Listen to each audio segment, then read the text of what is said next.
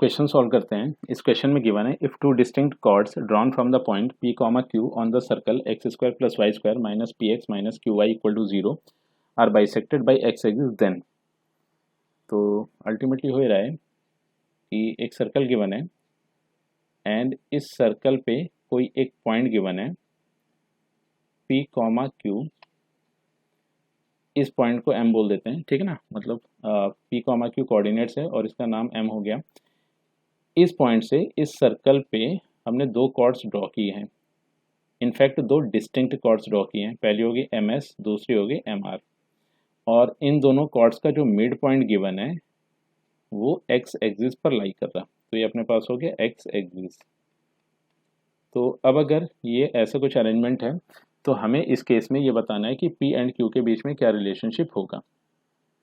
तो अब बात ये है कि यहाँ पर हम एक काम ये करेंगे कि हम दोनों में से किसी भी एक कॉर्ड का, ठीक है ना, किसी भी एक कॉर्ड के करस्पॉन्डिंग एस या आर के कोऑर्डिनेट्स पता कर लेंगे और फिर करेंगे ये कि उस कोऑर्डिनेट को इस सर्कल की इक्वेशन में पुट कर देंगे।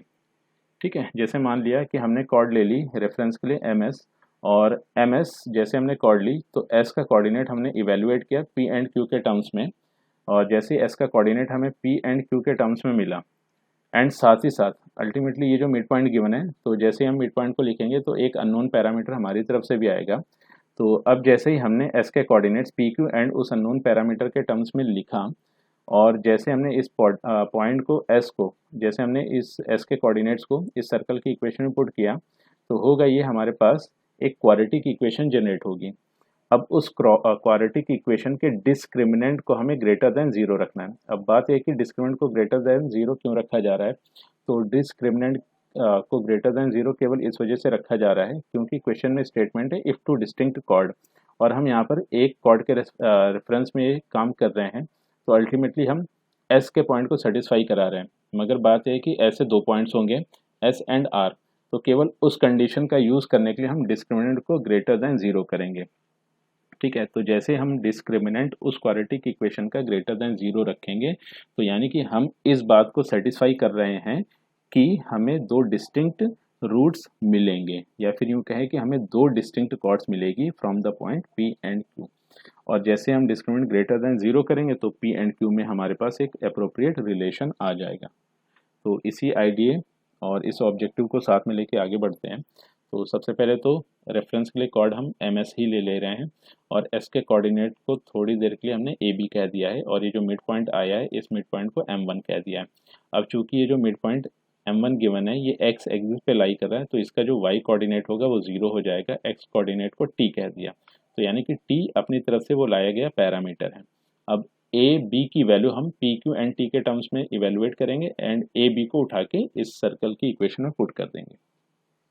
तो अल्टीमेटली ये हमें मिल रहा है t comma zero is equal to p plus a by two comma q plus b by two. तो यहाँ से हमें मिल जाएगा t equal to p plus a by two and zero is equal to q plus b by two.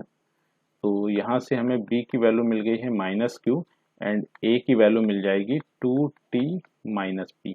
तो इस तरह से हमें s पॉइंट के कोऑर्डिनेट्स मिल गए हैं, that is two t minus p comma minus का q। अब s पॉइंट इस सर्कल पे भी लाई कर रहे हैं, तो यानी कि इस इक्वेशन को सेटिस्फाई करेगा।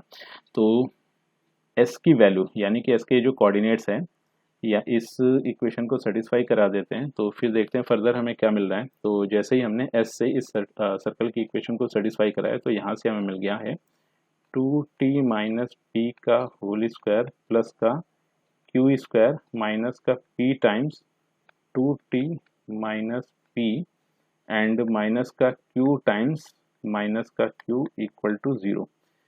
तो यहाँ से हमें मिल गया फोर टी स्क्वायर प्लस का पी स्क्वायर माइनस का फोर पी टी। ठीक है, ये फोर है।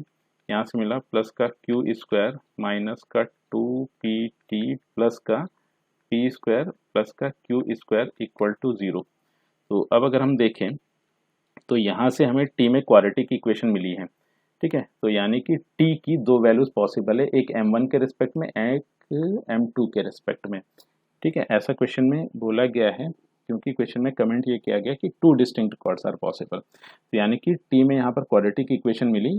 अब इस क्वाड्रेटिक इक्वेशन के डिस्क्रिमिनेंट को ग्रेटर देन 0 कर देंगे तो पी एंड क्यू में वो अप्रोप्रिएट कंडीशन हमें मिल जाएगी। तो सबसे पहले तो इसको रीअरेंज कर लेते हैं, तो ये हो गया 4t² माइनस का 4pt एंड माइनस का 2pt, तो ये हो गया 6pt प्लस का twice of p² plus q² equal to 0। तो और सिंप्लीफाई करें तो यहाँ से हमें मिल गया है 2t² माइनस का 3pt प्लस का p² प्लस का q² इक्वल टू 0। तो अब इस इक्वेशन के डिस्क्रिमिनेंट को ग्रेटर देन 0 रख देते हैं, तो वो हो गया b² यानी कि माइनस 3p का होल स्क्वायर माइनस का 4ac p² plus q² greater than 0। ठीक है, तो फर्दर सिंप्लीफाई करें तो यहाँ से हमें मिल जा रहा है 9p² एंड माइनस का 8p² माइनस का 8q² ग्रेटर देन 0। तो फर्दर सिंप्लीफाई करें तो यहाँ से मिल गया p² ग्रेटर देन 8q²। तो यही वो रिक्वायर्ड कंडीशन होगी जो क्वेश्चन में गिवन स्टेटमेंट को सेटिस्फाई कर रही होगी। ठीक है, तो अब अगर देखें तो इस हिसाब से ये ऑप्शन डी करेक्ट हो गया। तो इस क्वेश्चन का option D is the correct choice.